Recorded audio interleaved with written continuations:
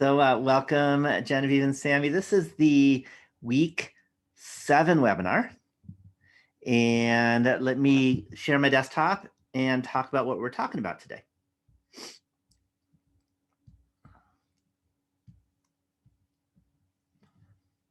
So we'll start out with Q&A. If you have questions, I'm always happy to answer any questions that you might have. And then after that, I'm going to remind you on something that you learned in 8th grade, maybe 7th. But you know how that is. That means you may not remember all the details. And that is the scientific method. That is a standard taught in middle school and used. And we'll talk about the scientific method. And it turns out that hypothesis testing follows the scientific method. And what this week is all about, and not just this week, but the rest of this class. So today is the introduction to hypothesis testing, and that's all we're doing for the rest of this course. So pay attention, because hypothesis testing is the most important thing in the whole class, probably, I would say. So we'll talk about hypothesis testing, and we'll talk about the procedure of hypothesis testing. And it's one of those that you may not be used to, but it's ordered. And if you switch the order, you're not doing it right. It's one of those interesting things. So I'll talk about step-by-step process in the scientific method, or for us, hypothesis testing. And as we do that, we'll talk about type 1 and type 2 errors. So what could go wrong when you're conducting a hypothesis test and doing some scientific thing? Then we'll talk about choosing the level of significance. And that has to do with how bad it is if it goes wrong. And based on that, you choose what the level of significance is. Then we'll talk about the p-value. And that is kind of the numerical result of a study. So we'll get into that. And then we will talk about how do you make your conclusion after looking at the p-value. And that is kind of the scientific method or hypothesis testing, and that's what we're doing today. So I have two big examples that, one really big example in terms of it's been around for a long time, but it could, I don't know, destroy the earth. That's kind of important, right? And that is global temperature example. So, you know, are we in climate change or are we not? Has the temperature gone up? What do you think? Has the temperature gone up? Okay. Okay, but right now you can say yes, and maybe you know because you heard scientists that you trust say it. But to me, I like to look at the data and I like to say, well, let's see if it really has gone up, and let's do a statistical test on it. So we're going to be doing, I'm going to show you how to do a hypothesis test on global temperature. And we'll talk about it. And I've collected data. Believe it or not, it took a long time for me to find tabular data. There are lots of pictures, but the tables are hard to find. I finally found one in NOAA. So very, very good site. You can trust NOAA, by the way. And then I'll do a proportion example.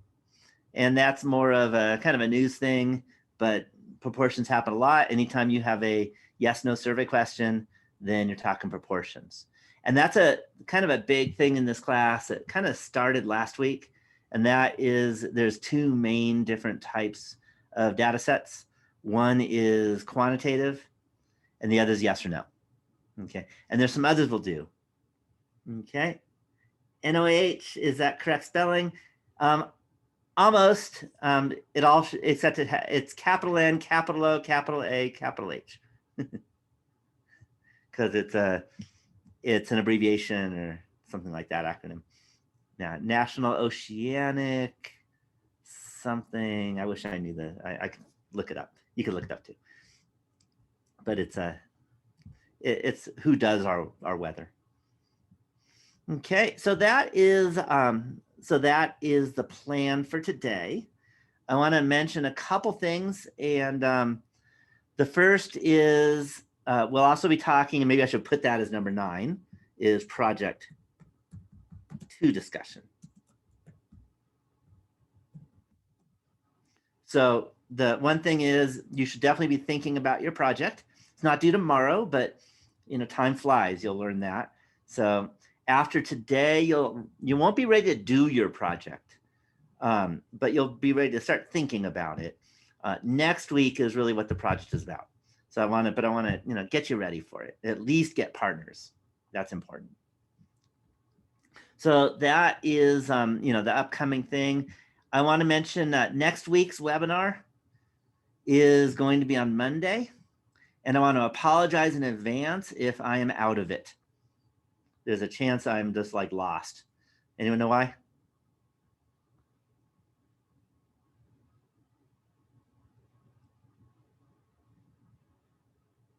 Yeah, I'm getting my second vaccination shot, and they say that one's brutal. And I'm getting in the morning, and our webinars in the evening. So hopefully if I get bad side effects, it'll happen on Tuesday and not on Monday. But I do want to apologize in advance just in case, that happens. But honestly, that's more important right now is I want to be vaccinated. And I think you should be vaccinated too, as soon as you can, when you have the opportunity. So that's just a heads up for next week, is that hopefully I'll be fine and I'll be able to, think clearly and lead a webinar on Monday night. But vaccination's important. Okay. Almost took him to the hospital. Yeah, I don't want to go to the hospital. Yeah. As I mentioned in a post a couple weeks ago, the standard deviation of recovery time is about 12 hours, and it takes 24 hours usually to get the effects. So the good news is I probably won't have the effects until the next day. You'll be fine, and I'll be miserable on Tuesday. That's the idea. And then should be fine on Wednesday. Yeah, he was perfectly fine the next morning, like Yep. nothing. So it was just a little bit of time there from like 8 at night till the morning. Yep, standard deviation again. Standard deviation is 12 hours for how long it lasts. And it only lasts a day. So that's why he was normal. Yep, that's right. That's exactly it. That's funny. Yeah, and I might be too. I'm hoping that it doesn't kick in until after 8 p.m. Yeah, hopefully you're like my mom. My mom had nothing. That was her second shot, and there was nothing for him. It got him for his second shot. Yeah, that could happen. But I want to give you the warning just in case. Okay, right sounds good. Yep. If you don't make it, we'll understand. Yeah, I'll make it. I just might be out of it. Yeah. So let me ask you if you have any questions. This is a good time. That could be about anything.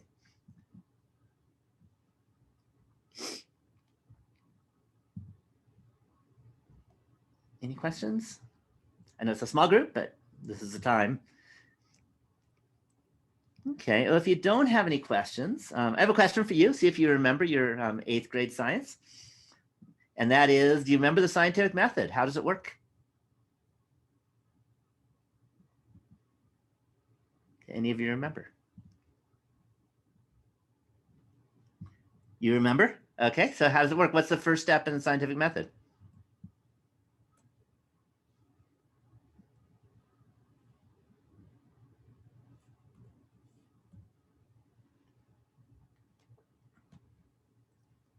I'm watching the chat box, see if you remember, because you said you remembered it. Yeah, so the first step is kind of create a question. It could be an idea. So that's the first thing you do. And by the way, this is hypothesis testing too. It's just a statistics word for scientific method, basically. And so the first thing you do, except I don't know why it is far right here. Let's see.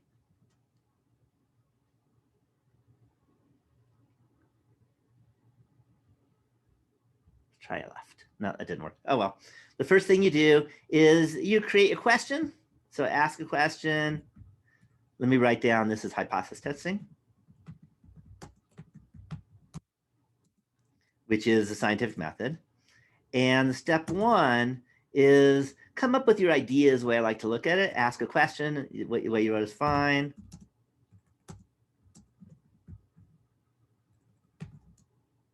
Come up with an idea.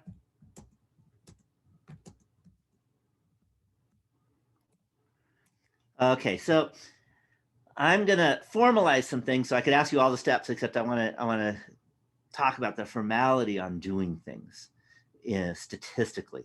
But number one, that this is the standard scientific method. Number two is we want to formalize. So formalize the idea as a null and alternative hypothesis.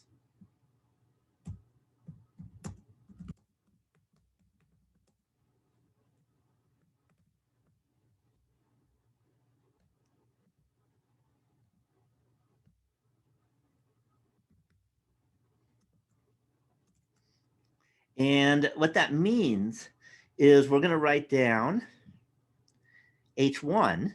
Let's insert. There we go. So H1 colon. Oh, sorry, not H1, H not. Okay, so that's how you start. By the way, nobody says 0. Everyone says not. And the reason, I think, is that the British got to it before the Americans did. And they use the word not for that symbol. So everyone says not, N-A-U-G-H-T. And H stands for hypothesis. And the null hypothesis, this is, I like to think of it as a status quo. Okay, it's not what you're trying to show.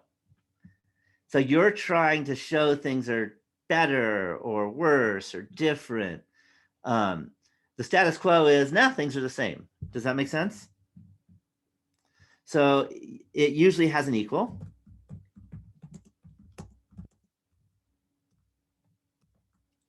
So it has an equal sign. So that could be like, for example,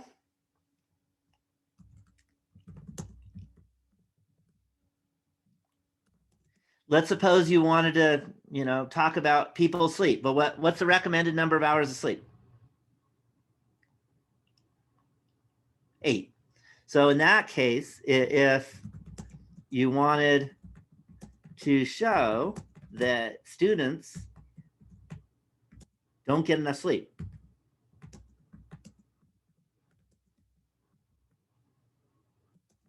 then what you'd write is the following. Well, you'd still have the H naught.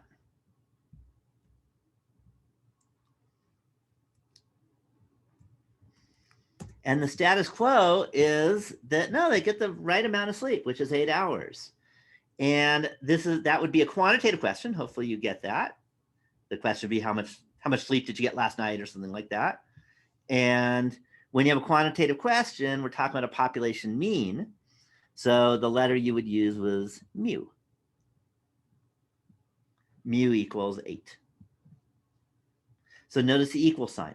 So status quo is 8 hours is what they should get, but I don't think so. I don't think they're getting 8 hours. Any questions on that? Okay. It could also be, let me do another example.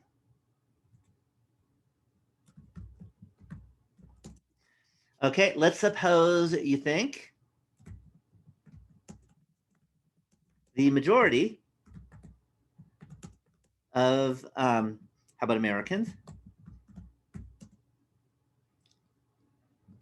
want the stimulus check passed. Stimulus bill, stimulus check. Okay, we want our money idea. Well, in that case, what is H not going to be?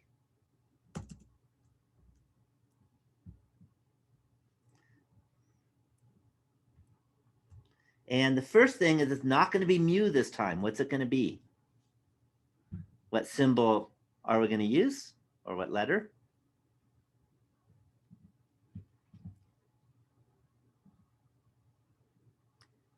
Any ideas?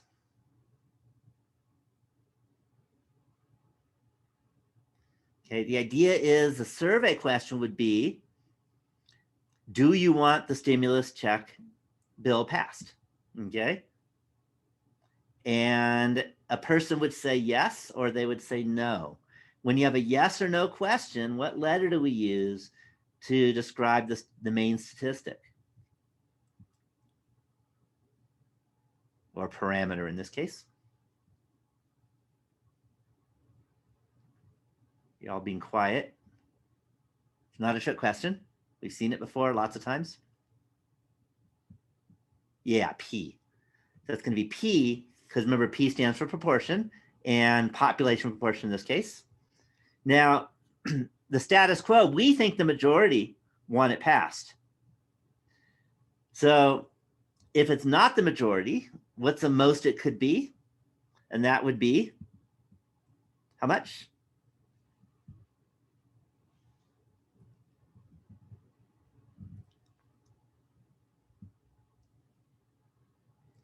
Not 51, but 50%, 0.5. If it's not the majority, that means not more than half.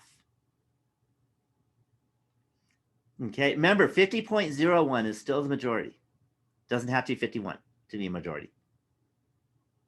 Does that make sense? So the majority means over 50%. It's not the same thing as at least 51%, because you can't have fractional percents. Any questions on these couple examples? Okay, just let you know that I'm not ready for number 3 yet. Just let you know that I'm talking about this week's material. Next week, we'll have more complicated examples. And the week after that, we'll have different examples. The week after that, we'll have more examples. And each time you're going to have a different symbols for H0 and H1, sometimes words. This week, only symbols. Any questions on this so far? Okay, now these are the null hypotheses. So let me write down null hypothesis here.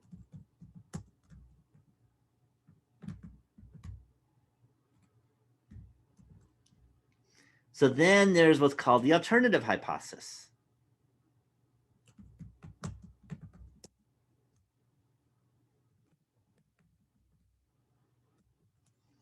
Okay. And that's not H0.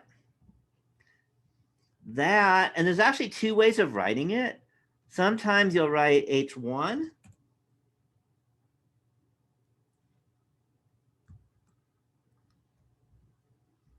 Sometimes you'll write H1, always a colon. Or sometimes you'll see it as HA.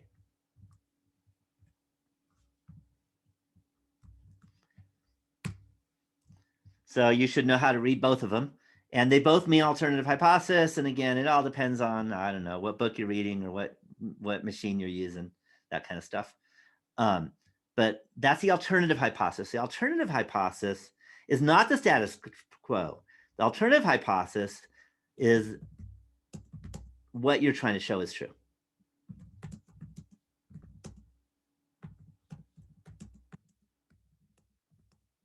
And actually, anyone write show. Find evidence that it is true. Is better than show. Because you never, in this class, just a warning, we don't prove anything. If you ever have the word prove, like I prove this based on the statistics, I will take off a point. Okay, so beware of that word. The only time you could use the word prove is we didn't prove that. We just found evidence. But you can't say you prove something using statistics. You only find evidence for something. Any questions on that idea? Okay, so in our 2 examples, the first is you wanted to show students don't get enough sleep. So the idea is it won't be H0 mu equals 8 anymore, because that was a status quo. What do you think it's going to be now?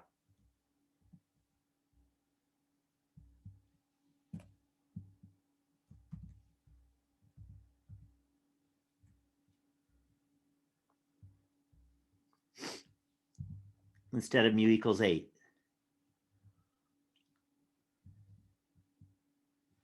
It'll be, first thing, it won't be 8 to naught anymore. I'll use a 1. And it won't be mu equals 8. What's it going to be? If we wanted to show students don't get enough sleep.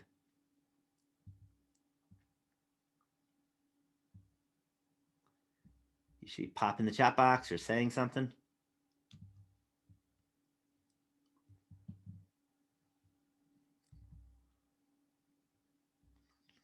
Maybe you're all getting enough sleep and you're sleeping.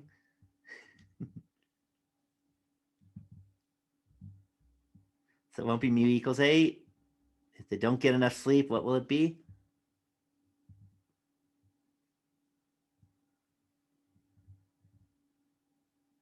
It's definitely not a trick question.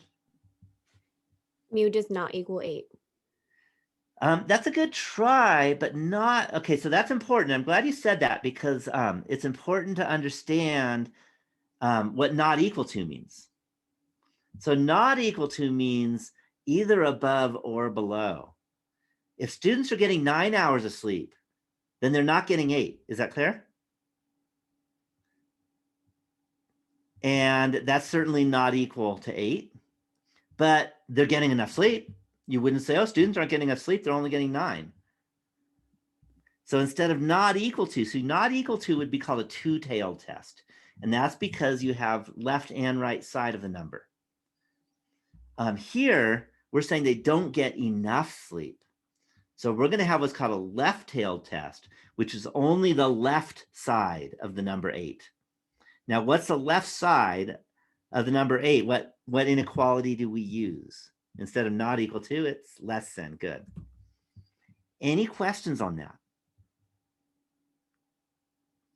Okay. In our other example, we had P equals 0.5. Now, if you think the majority want the stimulus check, then what's that going to be?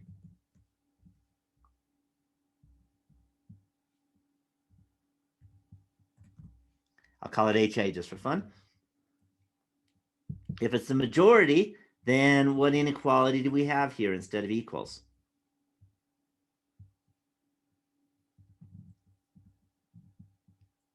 Yeah, P is greater than 0.5. And we call that a right-tailed test because it's the right side of 0.5. Any questions on the idea of formalizing the idea of a null and alternative hypothesis? Any questions? Okay, step 3.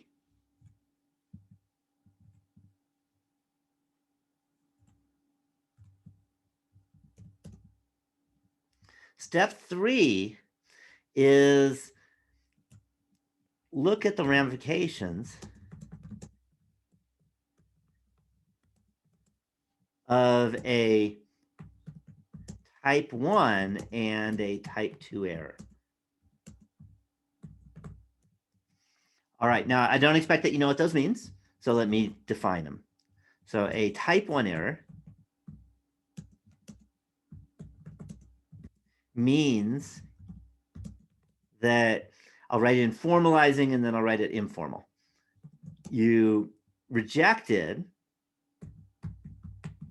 I'll say we, the null hypothesis. But the null hypothesis was true.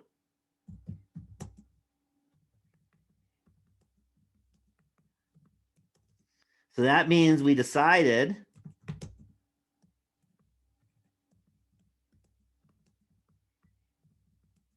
we had enough evidence to say we're right.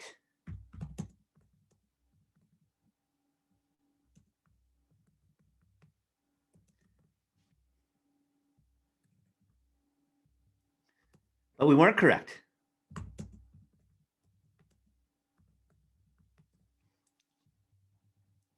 Okay, I like to bring this up in kind of a different way of thinking about it, but it happens. I'll give you a personal story that happened to me. That is, I got that thing in the mail that you never want to get.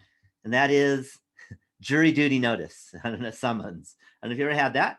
And I had to sit on a jury, and even worse, they actually picked me to be on the jury. By the way, they asked a few people questions. The one question they asked me is, you're a mathematician.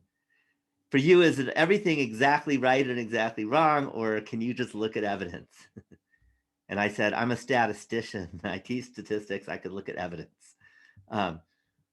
And the idea here is when you're on a jury and kind of doing a hypothesis test is a lot like being on a jury, is that you look at the data, you look at the evidence, and then based on the evidence, you have to decide guilty or not guilty. Well, in this case, you decide the H1 or the alternative hypothesis is correct, or we don't have enough evidence to show the alternative hypothesis is correct. So similar to being on a jury, you have to decide were they right in saying the person was part of the big drug dealership is what my jury was about, or was there not enough evidence to show that she was? So a type 1 error means that you actually said you actually looked at the evidence and you said, yeah, there is enough evidence to say that she's guilty. Okay, there's enough evidence to say that H1 is correct, but then you're wrong and she's not guilty. Okay, that's a type 1 error. Any questions on that idea? So you have to decide how bad a type 1 error is. So in the jury thing, type 1 error is pretty awful. Because what are the ramifications of a type 1 error in this jury, in my particular experience on the jury, where we had to look at the evidence and decide? And what happens if there's a type 1 error?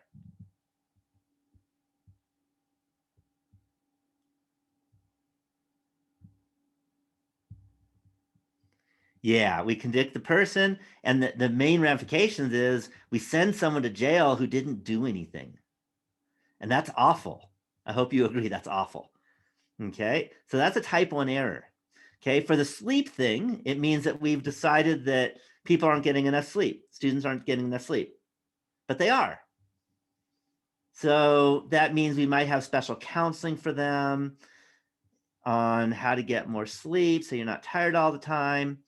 And basically, we've just wasted their time because they're getting enough sleep and they didn't need the counseling.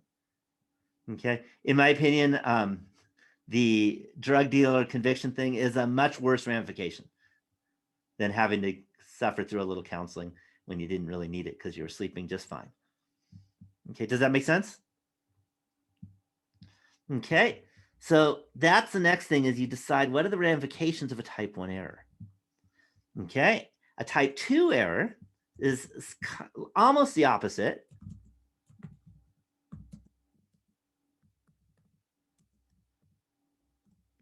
Means that we failed to reject the null hypothesis.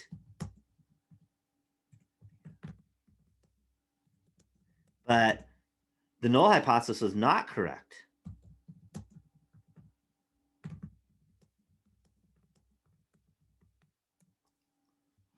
Okay, so let me do the jury example again.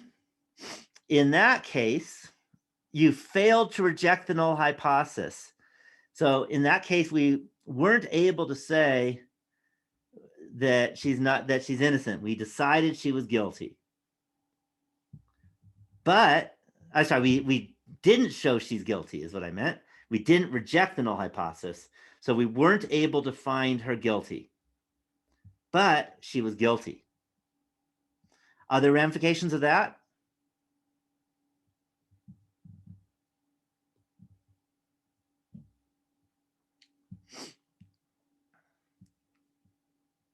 What do you think? What are the ramifications of that idea?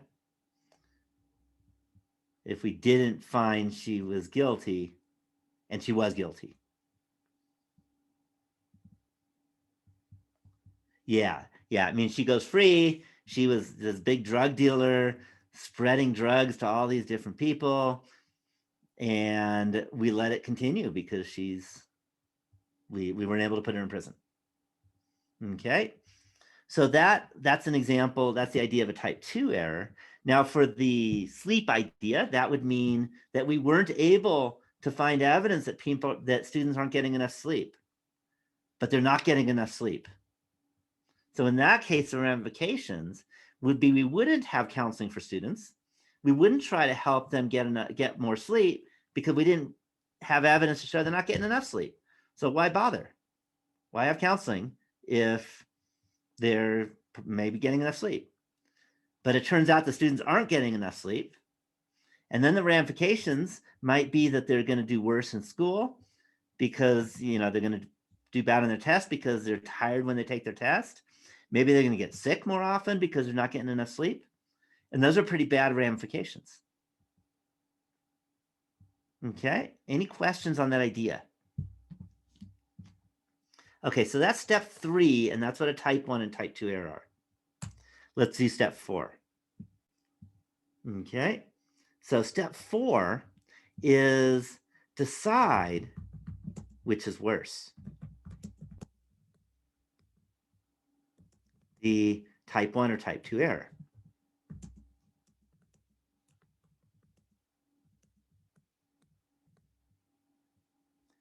And based on it, select the level of significance.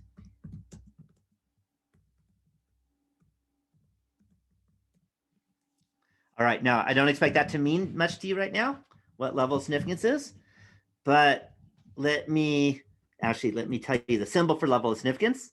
See if anyone knows. What's the first Greek letter? What's the first letter in the Greek alphabet? Used to be everyone knew. When I was a kid, everyone knew the first Greek letter. Yeah, it's alpha. Everyone knew because the main supermarket in America was Alpha Beta. But alpha is the first Greek letter. So I'm going to put an alpha in. And that's called the level of significance. So let me write down the standard level of significance is 0.05. The level of significance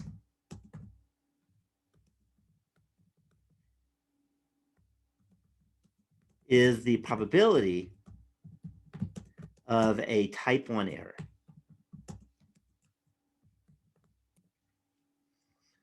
Okay, so the idea here is if a type 1 error is worse than a type 2 error, then you want that probability to be really low because you don't want a type 1 error.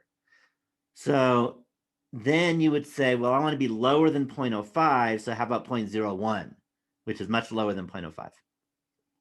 On the other hand, if a type 1 error is not that bad compared to a type 2 error, then you want it to be higher than 0.05, and you might pick 0.1, 10% instead of 5%. So let me write that out. So if the ramifications of a type 1 error, RAM, are worse than the ramifications of a type 2 error, then let alpha, let's copy paste that alpha,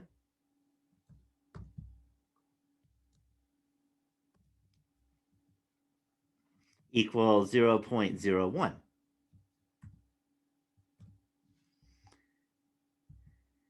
And now I'm going to copy and paste and change a little around.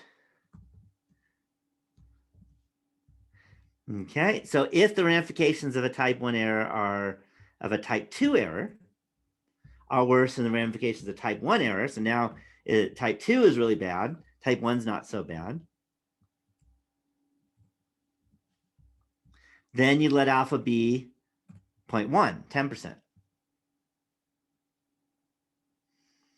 Okay, so that's the idea.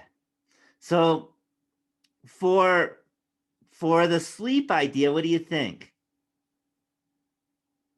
For the how many hours of sleep do you get? Do you think the type 1 error is worse, or do you think the type 2 error is worse? Remember, the ramifications of type 1 error was that you thought that people aren't getting enough sleep.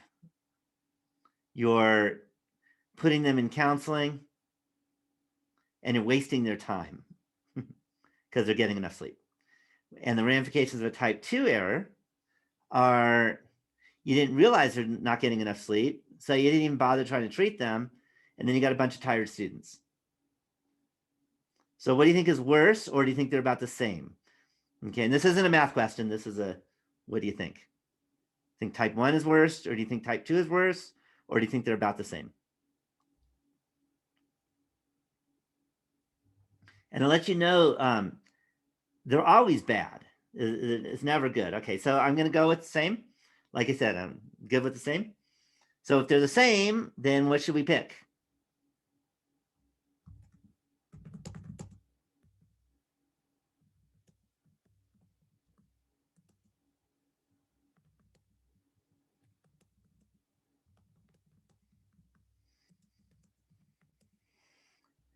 So what should we let alpha be?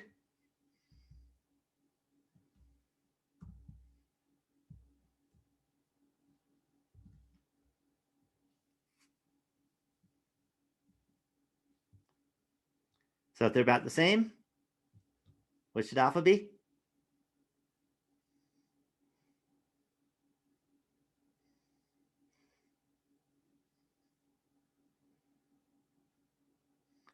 you remember? 0.05. So if they're similar, then you let alpha be 0.05. Any questions on this? And to let you know that if all you're doing is reporting for news, 0.05 is what you use. Okay? Or if you're doing some sociological thing where you're not going to like change the world with it, you're just reporting something for your journal, 0.05 is what everyone uses. That's a standard level of significance. Any questions on that? Okay, let me give you another example. And this happened in Africa. Okay, unlike here where we're all worried about COVID, what's the really bad disease that people get in Africa? Ebola, actually much worse, much more often. Everyone knows it. It's been around since I was in high school. And Africa is much worse. AIDS. I'm sure you've heard it. Yeah, AIDS. So let me tell you an example, because I like this one because it really strikes you down in terms of, although you're all women, but hopefully you'll still understand it. So what some doctors came up with this idea that if we circumcised men, then what would end up happening is that their chance of getting AIDS would go down. Okay, so it was a preventative medicine for AIDS to circumcise men. So they did a study, okay, and this is a true story. So they did a study, it was probably about 15 years ago. They did a study where they did a trial group of men, and they found some volunteers, which is not easy to find for circumcision, especially adult men we're talking about. And they circumcised them, and then they washed them for about, a few years. And they did it with a lot of them, so they saw how many of them got AIDS. All right, so in this case, then a type 1 error would mean that you ended up saying that the circumcision works and AIDS goes down, but actually it didn't work at all. It didn't do anything good and didn't stop AIDS one little bit. Okay. Are the ramifications bad there?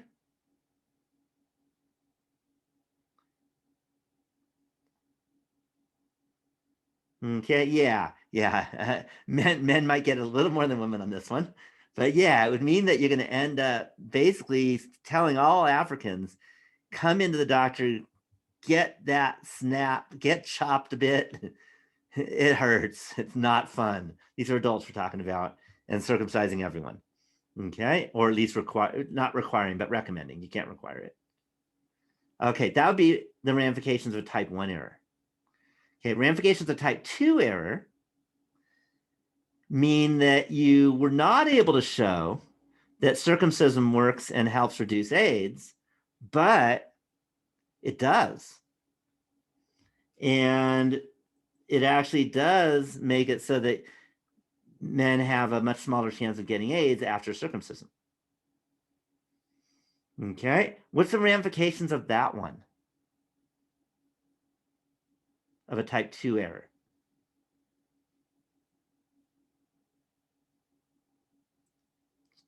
Especially in Africa.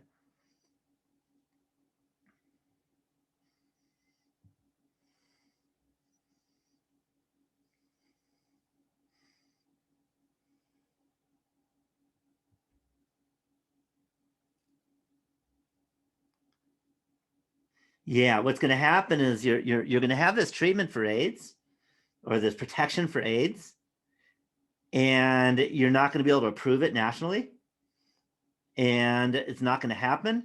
And then you're going to have, 1 million people dying of AIDS. I mean, it's really bad in Africa. Okay, AIDS is not a good thing. And that's the ramifications. Which is worse, type 1 or type 2?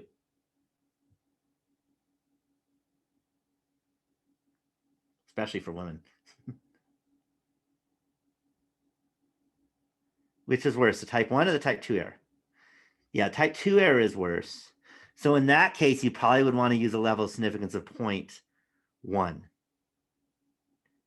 instead of 0.05. So let's use that example because type 2 error is definitely worse. Okay. And by the way, it ended up working. They actually were they had statistically significant evidence that being circumcised does help prevent AIDS, keep you from getting AIDS. So, and they actually stopped the trials, and it was so clear that they went for it. So it is in African countries, they suggest it. Interesting. Okay, so that kind of stuff happens. Okay, I mean, statistics is meaningful. Any questions on this idea? Okay, so once you've chosen your level of significance, then we're ready for the next step. The next step is actually the hardest of all the steps. Okay, all the steps we've done so far, I don't know, might take an hour. And then comes the big step, and that is collect the data.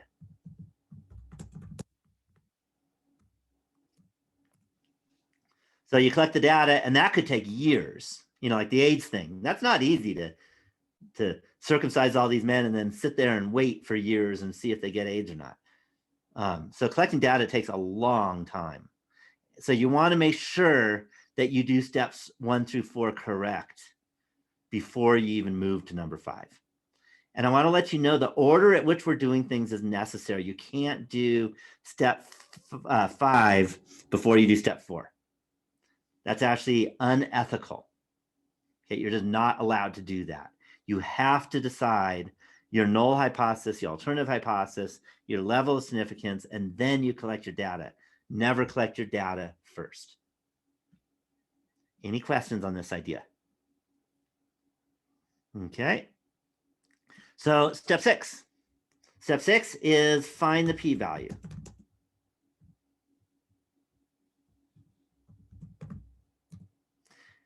All right, now that's not going to mean anything to you. So I'm going to show you in a picture what that means. So I'm going to draw it, but actually I think I'm going to draw it using, it won't stay long, but at least I can do it. I'm going to draw it using Zoom because it does let me draw.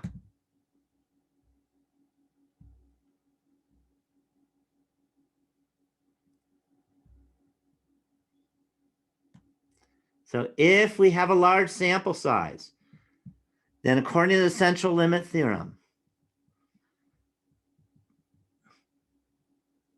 the distribution of the sampling distribution is approximately normal. Okay. The mean, we're going to assume, because it's called a hypothesis test,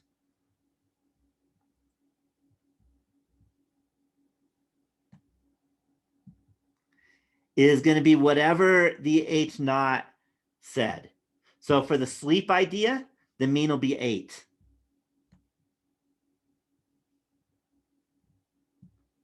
So it'll be whatever that null hypothesis stated will be the assumed mean of this normal distribution. Any questions so far? All right. Now we have a normal distribution. You collect your data and you say, well, we found out, we did the survey of, I don't know, maybe 40 students, and we found out their mean was over here.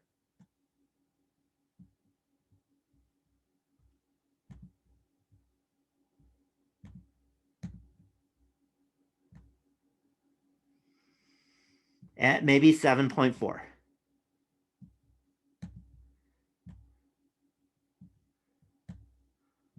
Any questions so far? And we were saying that we had a left tail test because we're trying to show that it's less than 8. So I'm going to shade in the region to the left of 7.4. Any questions on that? The area of this region is your p-value.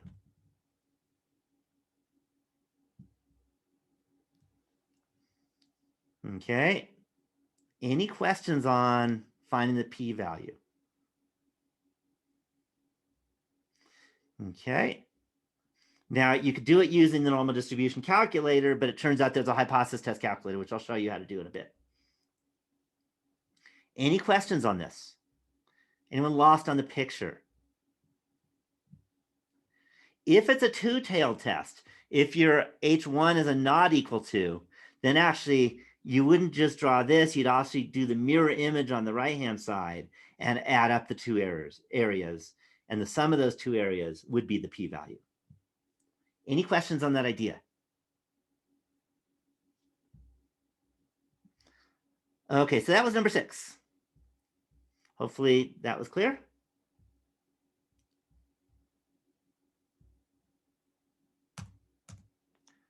Now let's do 7. Two-tail would be a not equal to, not an equal. Equal is H naught. H naught's always equal. So the two-tail is either going to be a less, the H1 will be a less than, a greater than, or not equal to. And not equal to means far left or far right. Isn't that what not equal to means? Whereas less than means right, less than means left, and greater than means right. So that's what not equal to is, both sides. Okay, 7 is compare the p-value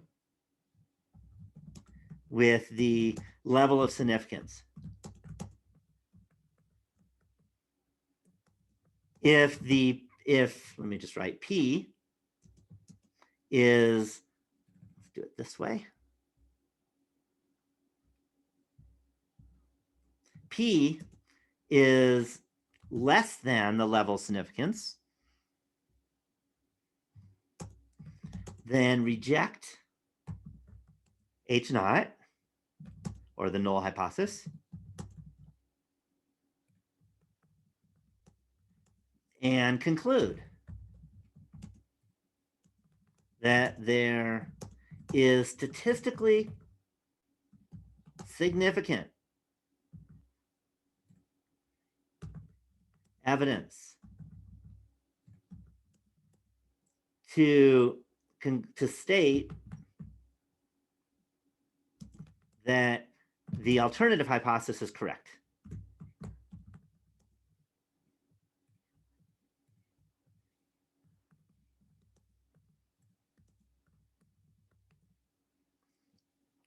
So for the sleep example, then you would say there is statistically significant evidence to conclude that the population mean number of hours students sleep is less than 8. Don't forget population mean, just like confidence intervals. This is for the population, not for the sample. If P is less than the level of significance, then fail to reject the null hypothesis. That does not mean you're saying the null hypothesis is true. Okay. Then state that there is insignificant evidence. Sometimes you'll say statistically insignificant evidence. Maybe I'll write that in.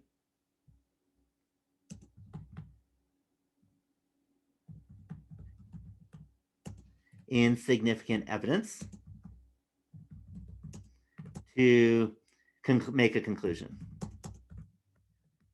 Basically, if your p-value is greater than alpha, oops, I didn't put greater than. That's better. If your p-value is greater than alpha, then you pretty much just say, I know nothing. But you say it in a fancy way. You say there is statistically insignificant evidence to make a conclusion about whether the population mean number of hours students sleep is less than 8. Okay, so you, in a fancy way, say you know nothing. Any questions on number 7? Okay, then, and this isn't necessarily a step, but this is just to understand the p-value. Maybe I'll write that as number 6. I'll put it over here because it's all in the p-value. The p-value is the probability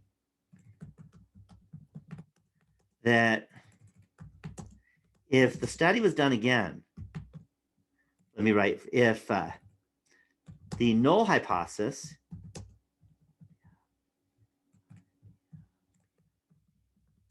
is correct and the study was done again with the same sample size, then we would get a sample mean, all right, or a proportion, depending what you're doing, that is as extreme. And when I say as extreme, if we're doing a left tail test, it means as small. If you're doing a right tail test, it would mean as big. Or if you're doing a two tail test, it would mean as far from. Is as extreme or more extreme as the sample proportion we just got. Sample mean or proportion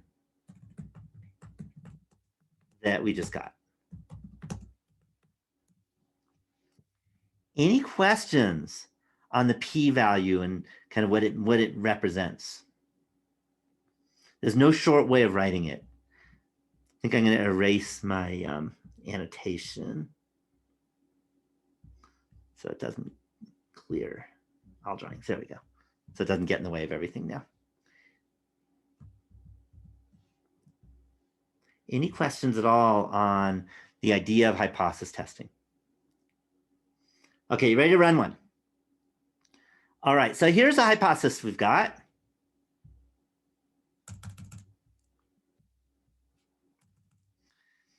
And the interesting thing, when I was in college, I took a class on global climate. What do you think our big concern was? Go back up, sure. So, how high? Like that. What do you think our biggest concern was with climate? This was in the early 80s, or mid 80s, sorry.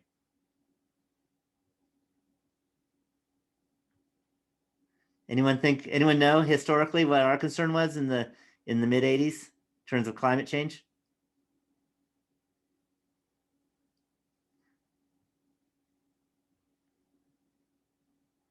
Looks like none of you do. Turns out it was not global warming. It was the exact opposite. It was global winter. And that was because we were worried about nuclear winter and a big war with the Soviet Union and ended up having winter. But now we're worried about, but then in the 90s, we started worrying about, you don't remember worried about nuclear war with Russia or Soviet Union at that time? Okay, it happened. I mean, the war didn't happen, fortunately, but definitely there was concern. I even took a class in it. Now we're concerned about global warming. So here's the question: we've actually been, pumping out gasoline, for a long time now. So in the last 31 years, why do you think I'm picking 31?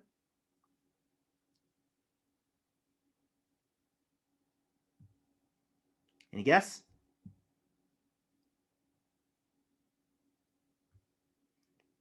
You should all know.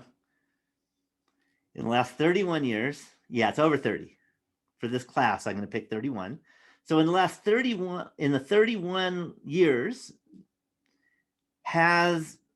are we above the average temperature? The average recorded temperature, and we started recording temperature in the late 1800s. So 1880 is the data I was able to find. So do we have warmer temperature than we used to have? What do you think on average? So is the modern population mean higher than the full population mean? Any questions on that idea? Any questions? Okay, so let's write down a hypothesis. Hopefully it's okay that I scrolled off of that. So we're going to write down a hypothesis, and let me explain how to do that. So we have H naught. And that is, we're talking about a quantitative question. Hopefully y'all get that temperature is quantitative. So that means mu. And I'm going to call, just because it was the only way I could find data, and I'm going to call the average temperature 0 degrees above average. Sound fair? So this is not 0 degrees Fahrenheit. It's not 0 degrees Celsius. It's 0 degrees, I think it's 0 degrees centigrade above the average global temperature in recorded history. And that's going to be H naught. So the idea is that if mu is equal to 0, then we have nothing to worry about. Do you agree? Okay, so if our industry hasn't changed anything, then we should just keep going, right? Do you agree? Any questions on that? What do you think H1 is going to be? The alternative hypothesis.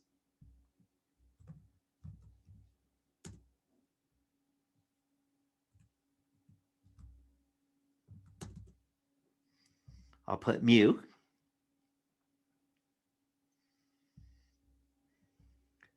What inequality?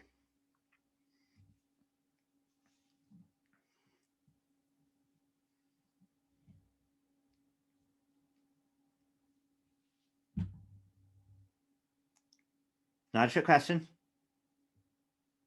So what are we worried about in terms of temperature right now? Yeah, greater than. So we want to see if H1 is greater than 0. Is the modern global average temperature, greater than 0 degrees above the historical temperature?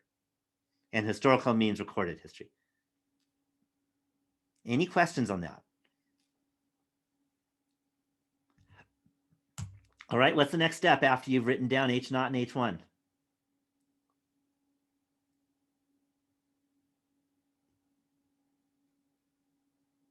Who remembers? step-by-step process.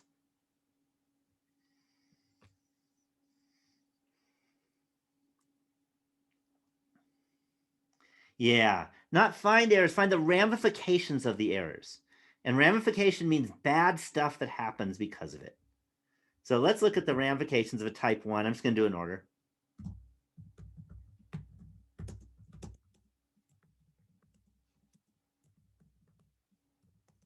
All right, well, what does that mean? A type 1 error means we reject H naught, but H naught was true. So that means we accepted, okay, that the global mean temperature really is gone up, right, in modern times. But H naught is true, which means that we have the same temperature we've always had. Is that bad? What are the ramifications if that happens? Okay, you think it's bad, but what is it? What damage will happen?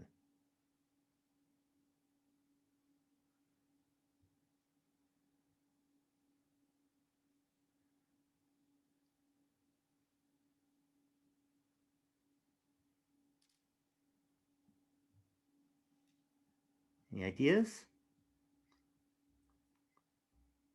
I don't see y'all jumping in, but right, means we don't take any measures. Yeah, but more importantly, we do not have evidence that the Earth is warming.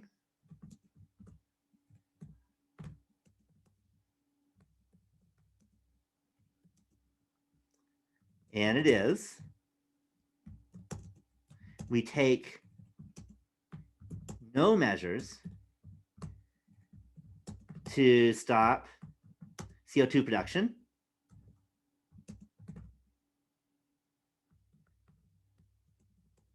And we wreak havoc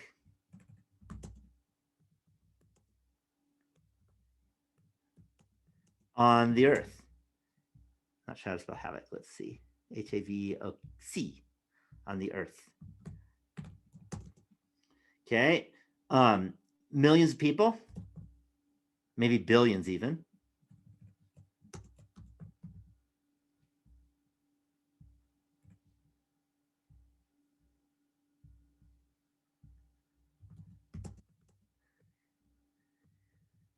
Are adversely affected.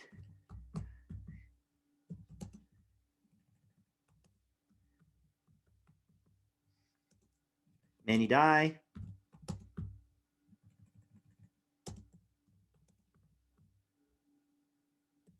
Are displaced.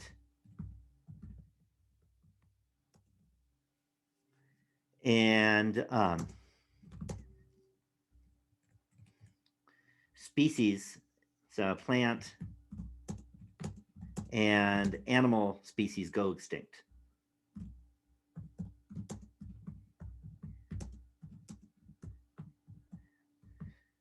Is that bad?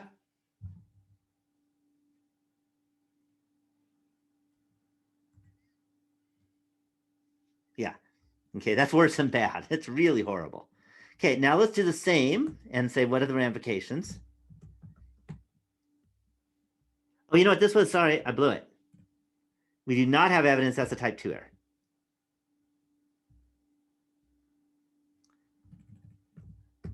Of a type 1 error. So that was a type 2 error. What are the ramifications of a type 1 error? What that means is we conclude that the Earth is warming.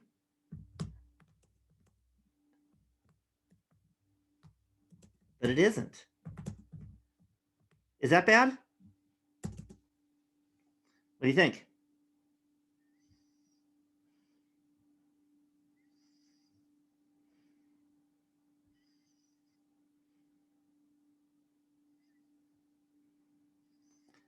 No, that's bad. I told you, if you think a type 1 or a type 2 error is not bad, you're wrong. Okay, they're errors. Errors are bad things. Okay, what that means in terms of ramifications is we spend trillions of dollars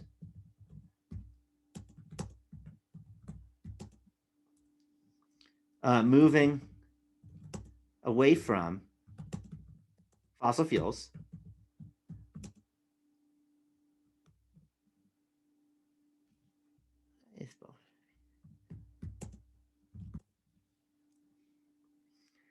okay, and we didn't need to.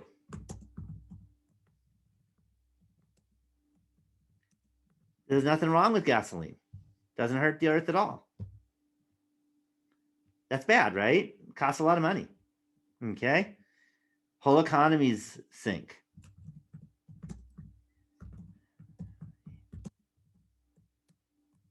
All right. So my question is, what's worse?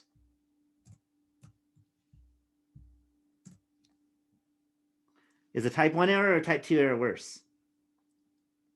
I'll let you choose. Because this is not math. This is just looking at it. Okay. Yeah. Type 2. I think a type 2 error is worse because we're going to have a lot of deaths. The whole world is going to fall apart. Whereas type 1 is, there'll be a lot more poverty. Poverty is bad too, but not as bad as the whole world falling apart. So I'm going to say, since a type 2 error is worse, choose, what alpha should we choose?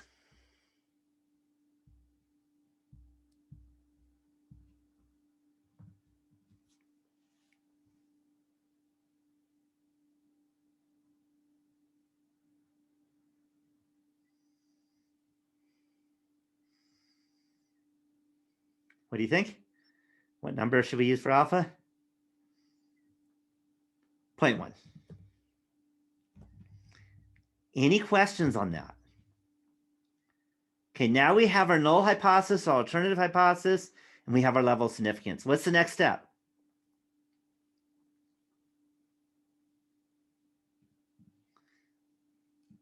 The hint is the next step takes a long time. Yeah, we collect the data. And I did that one. I actually spent, it took me, I think, 45 minutes to get this data. I was surprised how long it took me.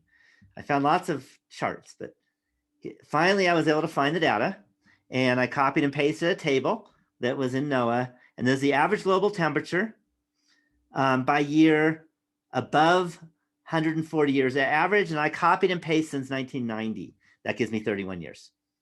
And here's the average global temperature above. And you'll notice something, there are no negatives. Do you know what it means that there's no negatives?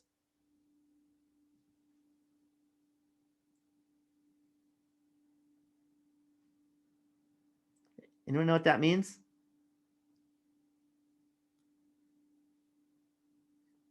This is a science thing, not a math thing. Yeah, but not below 0. It doesn't go below average. So for the last 31 years, our global temperature has been above average. Okay, has not gone, because everything is positives, no zeros either.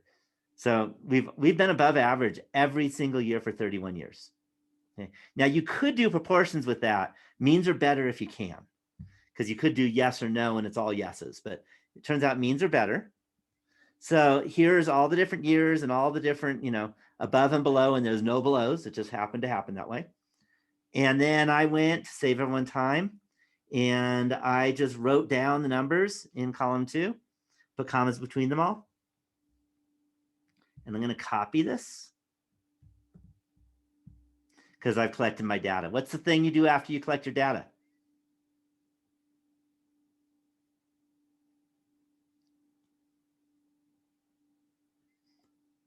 Do you remember what we do in statistics after we collect the data? What's the next step?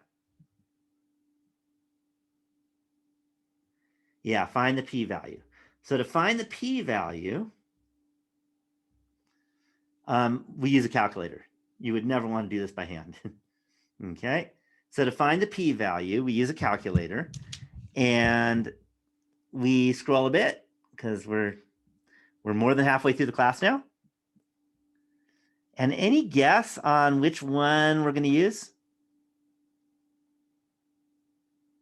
I tried to make it easy to read, even if you've never used it before.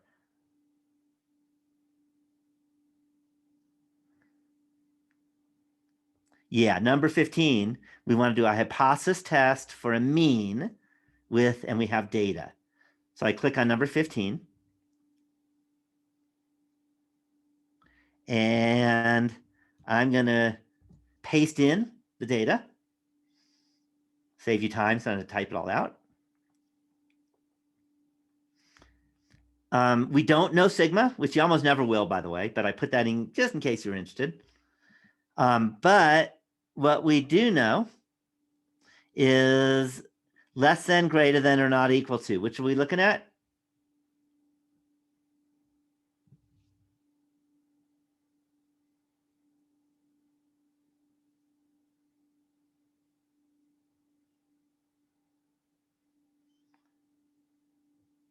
Yeah, this one's greater than. That was alternative hypothesis, had a greater than sign. Mu naught is the number to the right of the mu, and that's 0 in this case, because we're calling 0, 0 degrees above average temperature. And we're higher than 0 degrees above average temperature. And then I hit calculate. Okay, just a note, this X bar says that we're 0.6 degrees above average. By the way, and this is something a lot of people don't understand. If you walked outside and it was 0.6 degrees warmer than last time you walked outside, would you notice?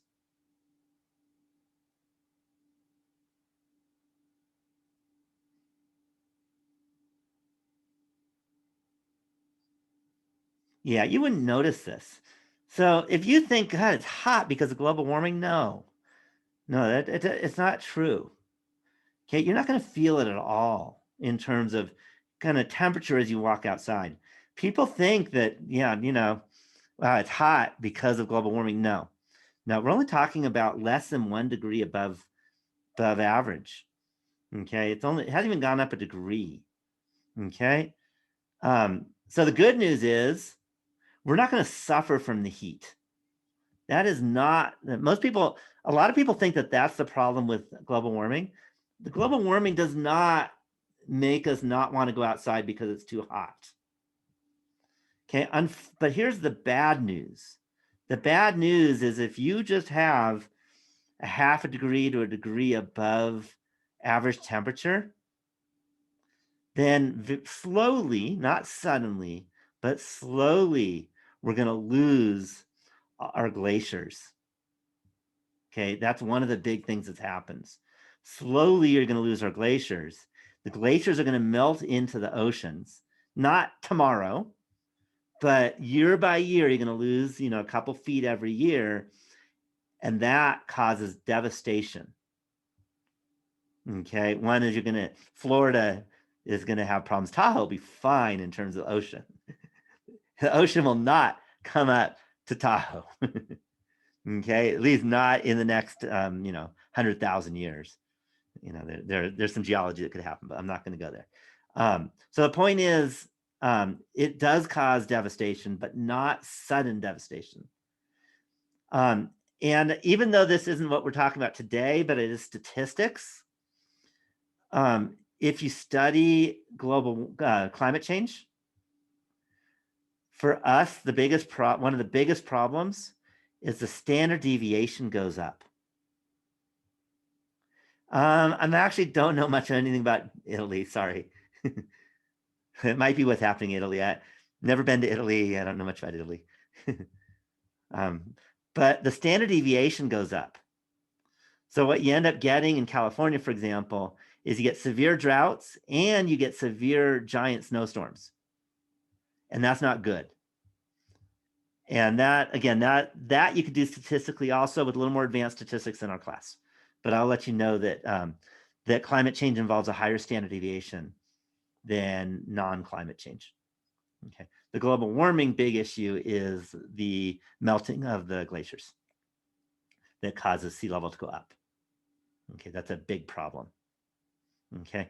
Also, if you raise your temperature by a degree or so, some species are no longer the best species. That's how Darwinism works, because they're set up just there. You raise it by one and they're not there anymore and they go extinct. And that definitely happens. So that's the problem. It's not that it's just hot that day. It's long-term issues and standard deviation's high. So, stats and science together. Unfortunately, not all our politicians believe in statistics and science. But if you do, then you'll actually make the right choices. Okay, any questions on X-bar first? Okay, just like confidence intervals, hypothesis tests do the same mathematics. So we don't know the standard deviation, or at least I didn't. So I used a t-distribution, and that uses the sample standard deviation as your approximation. So it's close to a normal, and as long as you're over 30, good enough. And then, by the way, and this is something important because I wrote this calculator, and this is an issue with it, is the p-value about 5.55 to 2 decimal places.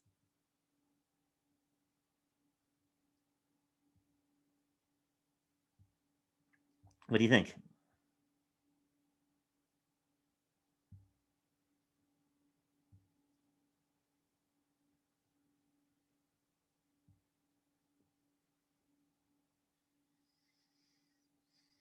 I don't see y'all jumping in. Here's a hint. The p-value is the probability of being, in this case, to the right of 0.6 if our global modern temperature is 0, or global modern temperature change is 0. Could you have a probability of 5.55?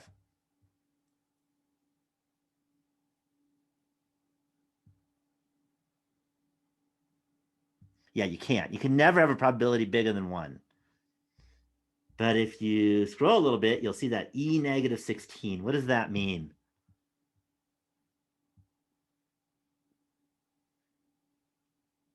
Kind of seen that before. You know what E negative 16 means?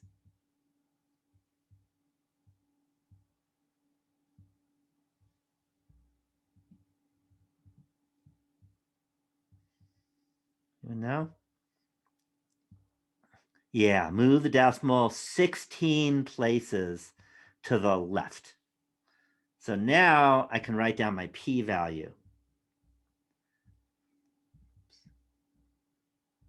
And let's do that. So the p-value is going to be equal to 0.15 zeros and then 555. All right. So what does that tell you?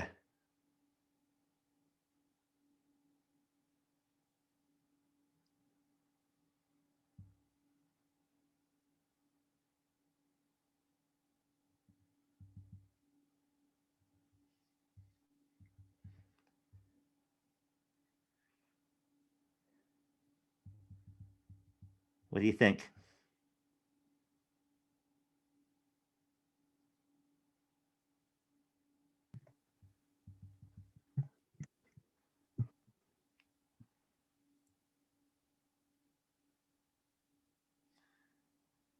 Because we're ready for the final thing to do.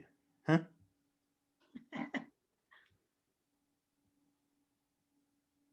What does that tell you? That's a probability, right? That's a probability that if nothing's changed, then we would see what we just saw. Look at this probability. It is ridiculously low. Hopefully you all know that. It's like as low as you'll ever see a probability. I'm not gonna write less than alpha. I'm gonna write super less than alpha.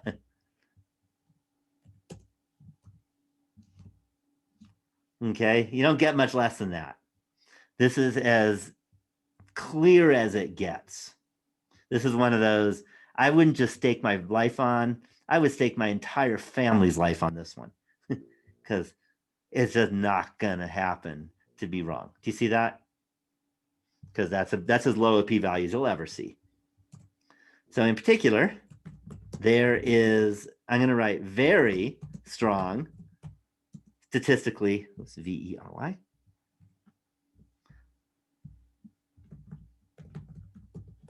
Significant evidence to conclude that the global mean temperature in modern times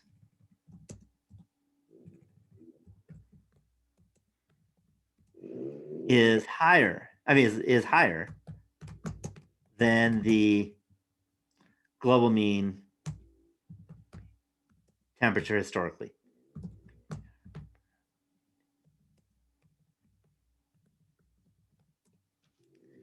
Any questions? Any questions on this conclusion?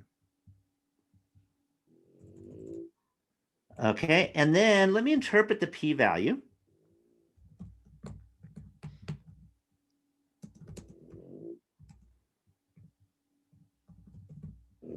And that is if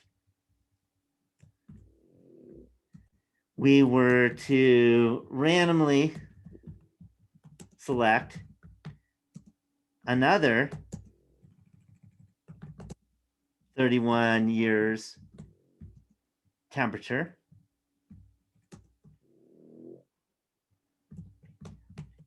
in modern times,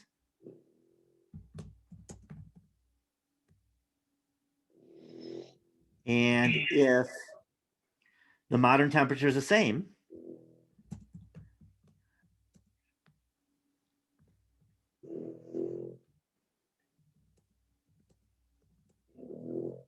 as the historical temperature,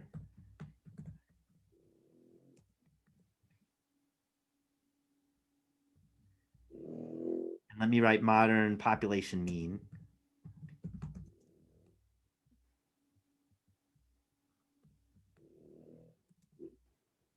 Then there would be a almost 0 chance, because our p-value is about as close to 0 as you get. If the p-value is say 0.01, you would say a 1% chance that the sample mean would be at least 0.6 degrees above the historical mean.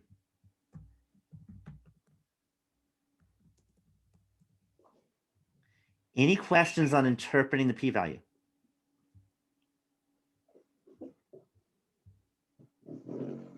Any questions? Okay, if there's no questions on interpreting the p-value, I have another question for you. Do you think that fewer than half of all Americans think the worst of COVID is behind us? What do you think? Can I go back up first? Okay.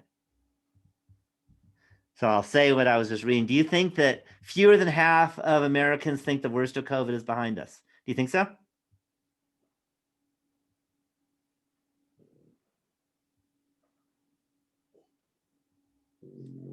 What do you think?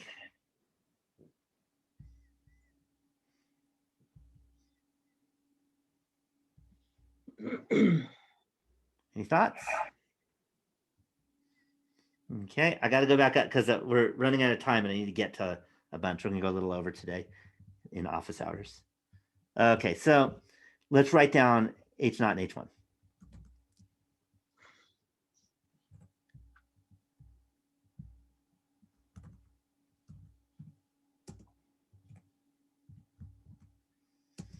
So first thing is you either think the worst is behind us or you don't.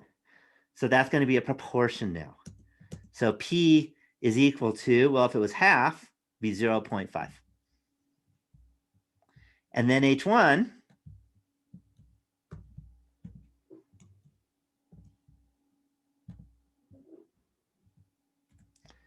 is, well, we have fewer. So in this case, it's going to be P is less than 0.5.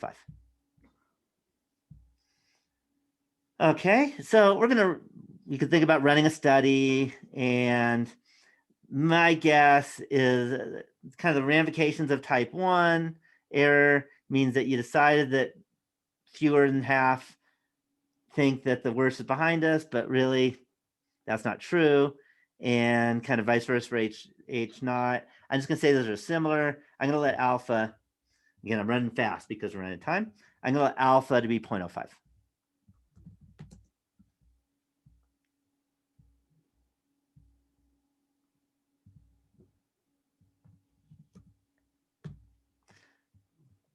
Okay, then I'm gonna collect my data, which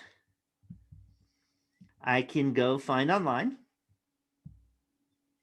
on CNN.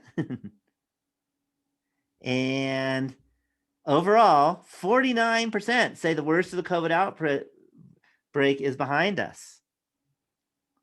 All right, so what do you think? Fewer than half?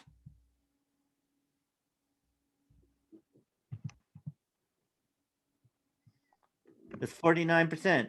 All right, except this is not all of America. This is a sample. So 49%, but they asked, I think it's at the bottom, if I remember right, 1,003 adults. So our sample size was 1,003. So let me just write that down. So the p hat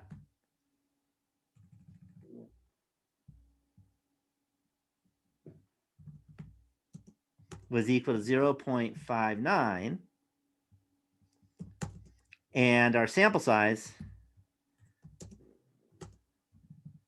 1,003. And by the way, 59%, sorry, 49, not 59. 49% of 1,003, we can actually calculate that.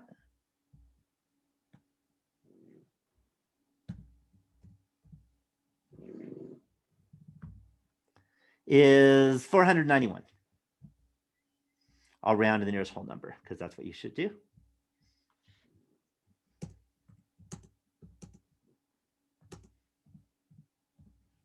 Any questions so far? All right, go to our calculator.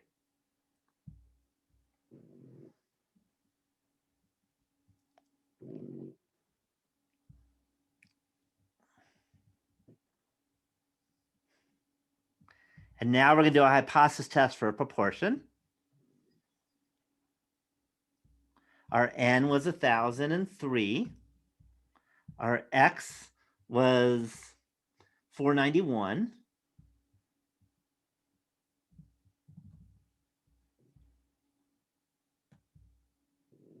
Our P naught was 0.5 because our H naught was at mu equals 0.5. We're trying to show that is less than that, and I hit calculate. Our test statistic is z equals negative 0.66308, etc. And our p-value is about 0.25.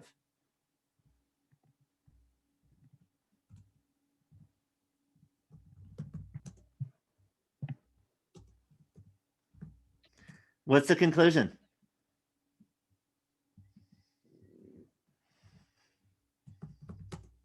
There's a there is. Statistically,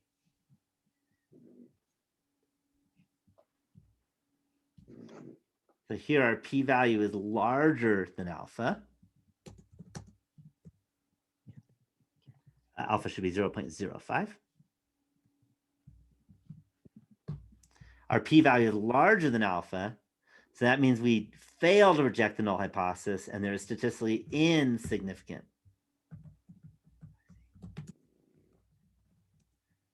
To support the claim that the population proportion of all Americans who think the worst of COVID is behind us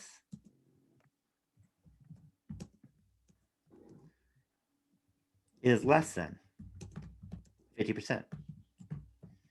The very fancy set way of saying we did a study and we don't know anything. Might be less than, might not be less than. We just don't know.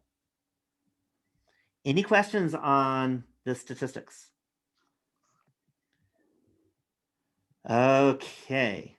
I'm going to give you a secret word, and then I want to talk about the project just for a little bit. And the secret word is population. Because notice we find statistically significant or insignificant evidence about the population mean or the population proportion. So the secret word is population. Got it? Okay, just a note.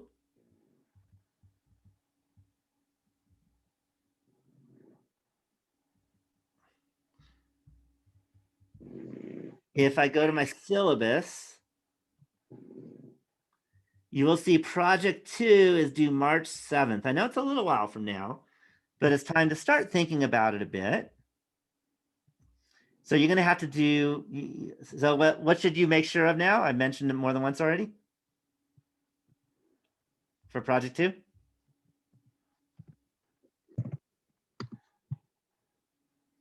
Yeah.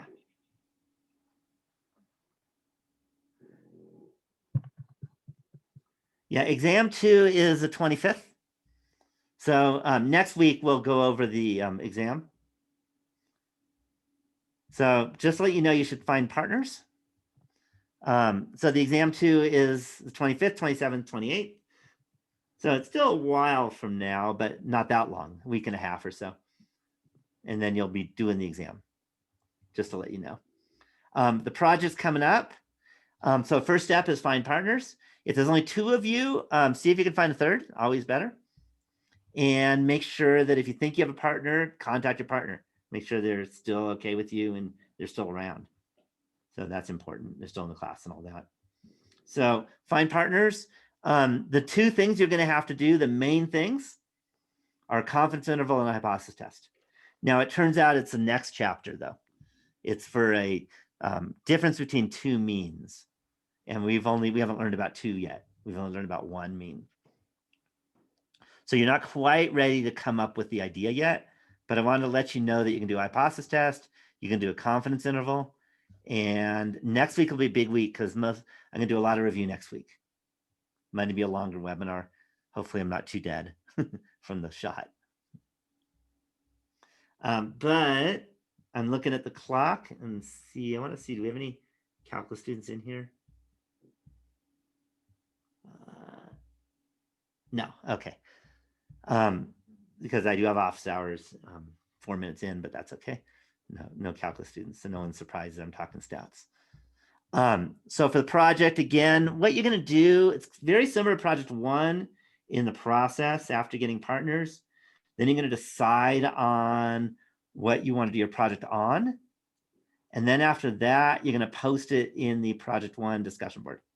Project 2 discussion board. And then I'll take a look at it, let you know if it's going to work. And it's going to have to be a quantitative comparison study. Okay. But it's not project 1. You're not doing all about the quartiles and histograms and all that. It's not about that. It's about confidence intervals and hypothesis tests. Those are the 2 main things you're doing. Okay. And in fact, you don't even have to do a survey. You can collect data if you can find data, and that's allowed too. So it's very different than project 1, other than you have a partner to work with, or partners is better. And I think I'm going to stop the share and stop the recording.